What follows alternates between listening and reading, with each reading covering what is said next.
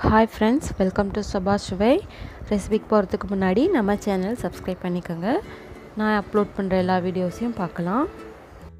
இன்றைக்கி ஹோட்டலில் கிடைக்கிற சுவையான கார சட்னி எப்படி பண்ணுறதுன்னு பார்க்க போகிறோம்.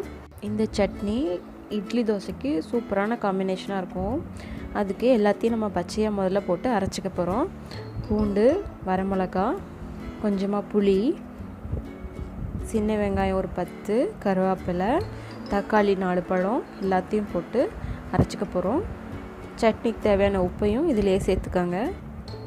அரைச்சி வச்ச பேஸ்ட்டை இப்போ தாளிச்சிக்கலாம். ஒரு பாத்திரத்தில் 2 ஸ்பூன் நல்லெண்ணெய் விட்டு கடுகு உளுத்தம் பருப்பு போட்டு தாளிச்சிக்கோங்க.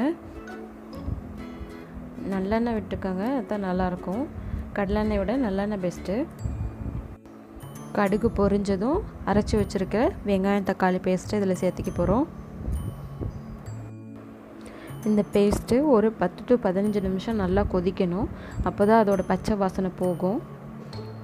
இதில் நான் சுத்தமாக தண்ணி சேர்த்தவே இல்லை. தண்ணி சேர்த்துலேனா கொஞ்சம் சீக்கிரமே சட்னி ரெடி ஆகிடும். இதில் இன்னொரு 1/2 spoon Kashmir red chilli powder சேர்த்துக்கலாம். இது நல்ல கலர் கொடுக்கும், பார்க்கவும் சட்னி நல்லாயிருக்கும். அடுப்பை மீடியம் ஃப்ளேமில் வச்சுக்கோங்க.